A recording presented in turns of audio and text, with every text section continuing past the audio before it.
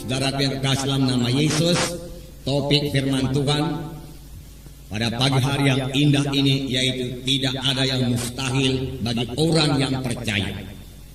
Memang ada firman Tuhan mengatakan tidak ada yang mustahil bagi Tuhan. Tetapi nanti kita membaca dalam buku Markus pasal 9 ayat 23 yang mengatakan tidak ada yang mustahil bagi orang yang percaya. Biarlah semua kita nanti saudaraku setelah selesai firman Tuhan ini berani juga berkata tidak ada yang mustahil bagi saya yang percaya. Karena kuasa Tuhan akan bekerja bagi setiap anak Tuhan yang percaya. Karena kuasa Tuhan akan menjawab setiap anak-anak Tuhan yang memiliki iman. Jadi firman Tuhan ini akan membawa kita kepada kemenangan. Firman Tuhan ini akan membawa kita kepada kesanggupan untuk mengatasi problema-problema kita.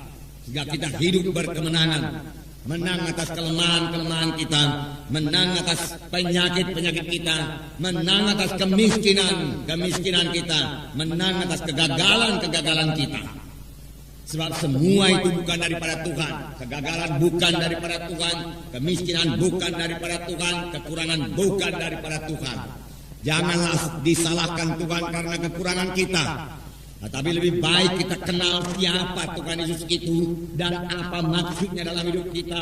Dan biarlah kita mulai beriman kepada apa yang dijadikan Tuhan kepada kita.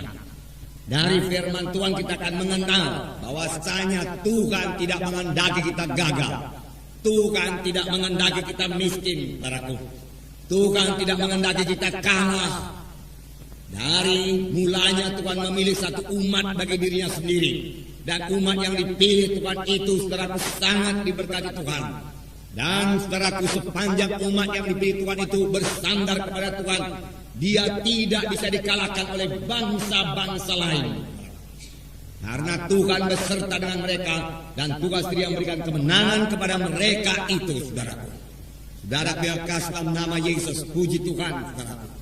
Dan kemenangan juga berlaku bagi kita buat pagi hari yang indah ini saudaraku. Jadi kita bisa bebas daripada kekalahan kita. Kita bisa hidup dalam kemenangan. Kalaupun sekarang ini saudara belum memilikinya. Miliki dulu tekad, memiliki dulu iman, miliki dulu visi seperti ini. Dari firman Tuhan yang saudara dengar ini, saudara akan memiliki visi. Oh, rupanya saya bisa menang. Saya tidak perlu kalah. Saya tidak perlu gagal lagi. Oh, rupanya penyakit tidak perlu menguasai saya lagi. Saya sudah kenal hak saya. Saya sudah kenal apa yang disediakan Tuhan bagi saya. Oleh sebab itu mulai sekarang hidup saya berkemenangan. Penyakit tidak menguasai saya. Karena kesembuhan sudah disediakan Tuhan bagi saya. Haleluya Tuhan katakan. Dengan berkata demikian iman saudara mulai tumbuh. Dan kalau tiap-tiap hari saudara terus beriman demikian saudaraku, maka sama sebagaimana iman saudara akan jadi kepada saudara. Jadi miliki iman lebih dahulu. Sebab firman Tuhan berkata tanpa iman mustahil. Dari mana datangnya iman? Iman datang daripada firman Tuhan. Iman datang daripada mendengarkan firman Tuhan. Mendengarkan firman Tuhan yang benar, saudaraku. Mendengarkan firman Tuhan yang memberikan pengertian yang benar kepada Tuhan, kepada saudara dari hamba Tuhan yang benar, saudara. Itu sebabnya kita perlu sekali mendengarkan, saudaraku, hamba-hamba Tuhan yang benar yang diurapi Tuhan. Sehingga dia dapat memberikan pengertian yang benar dari firman Tuhan kepada kita. Dan pengertian yang benar dari firman Tuhan kepada kita itu, kita memiliki iman. Kita memiliki iman. Sebab firman Tuhan berkata, tanpa iman mustahil. Semua orang yang menghampiri Allah, semua orang yang berharap sesuatu daripada Tuhan, semua orang saudaraku yang mau supaya doanya dijawab Tuhan, harus memiliki iman lebih dahulu, saudaraku. Dan firman Tuhan juga berkata, sama sebagaimana imanmu jadi padamu. Apa yang kita percaya itu jadi kepada kita. Iman artinya kita percaya bahwasanya apa yang dijanjikan Tuhan itu genap kepada kita. Sudah genap kepada kita. Adalah milik kita. Mengapa? Saudaraku, apakah dasarnya? Saudaraku, bukan perasaan kita, bukan penglihatan kita. Dasarnya semata-mata hanyalah firman Tuhan, hanyalah janji Tuhan.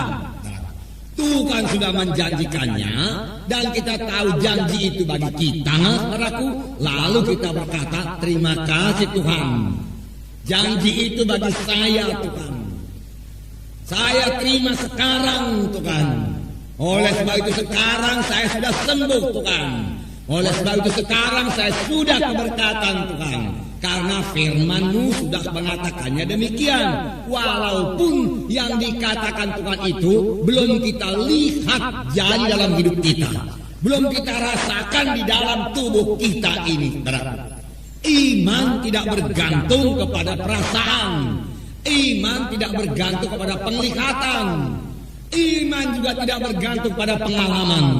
Iman bergantung semata-mata kepada janji Tuhan.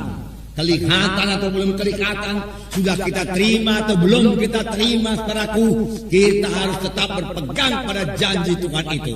Maka dia akan memperoleh apa yang diimankannya. Dia akan memperoleh apa yang dikatakannya. Firman Tuhan berkata, saudaraku, saudara yang kasih dalam nama Yesus, jadi kita bisa menang, saudaraku. Jadi kita semua bisa berhasil, saudaraku. Jadi kita semua bisa berbuat perkara yang besar, saudaraku. Jadi nasib kita berubah dalam Tuhan ini, dan memang mesti berubah, saudaraku. Kita datang kepada Tuhan untuk menerima perubahan ajaib. Kita datang ke gereja ini bukan untuk sekedar menerima sedikit pengertian-pengertian baru daripada firman Tuhan. Bukan yang sekedar begitu saja. Kita datang untuk diubahkan. Kejadian lama lalu, kejadian baru timbul dalam kita. Jadi dalam kita, saudaraku, hidup baru dalam Tuhan yang lain daripada hidup yang lama, saudaraku. Hidup yang bergantung sepenuhnya kepada Tuhan. Hidup yang bergantung kepada firman Tuhan. Maka sepanjang hidup kita tidak akan dipermalukan, saudaraku. Saudaraku yang kasih dalam nama Yesus, memang semua jawabannya yang terdapat dalam firman Tuhan. Firman Tuhan tetap berkuasa, saudaraku. Firman Tuhan berkuasa mengubahkan hidup kita, saudaraku. Firman Tuhan yang kita terima, firman Tuhan yang kita dengar tidak pernah kembali dengan kosong, saudaraku. Saudara yang kekasih dalam nama Yesus, karena firman Tuhan itu berkuasa. Dalam Ibrani pasal 11 ayat 3 dikatakan bahwa alam semesta ini dijadikan oleh firman Tuhan. Demikianlah berkuasanya firman Tuhan itu. Saya membacakan Ibrani pasal 11 ayat 3. Karena iman kita mengerti bahwa alam semesta telah dijadikan oleh firman Allah, sehingga apa yang kita lihat telah terjadi dari apa yang tidak dapat kita lihat. Dengan iman kita mengerti bahwa alam semesta ini, dunia ini telah dijadikan oleh firman Allah, sehingga apa yang kita lihat telah terjadi dari apa yang tidak dapat kita lihat. Apa yang kita lihat, apa yang kita lihat sekarang ini telah dijadikan Tuhan dari apa yang tidak ada. Bagaimanakah Tuhan menjadikannya? Firman Tuhan berkata, alam semesta ini dengan segala isinya dijadikan Tuhan dengan firman-Nya. Begitulah berkuasanya firman Tuhan itu. Tuhan Yesus saja berkata, jadilah terang, terang pun jadi. Jadilah matahari, bulan dan bintang. Dia hanya mengucapkan firman Tuhan, lalu matahari, bulan dan bintang pun jadi. Saudaraku, jadi. Inilah kuasa firman Tuhan yang diucapkan oleh Tuhan.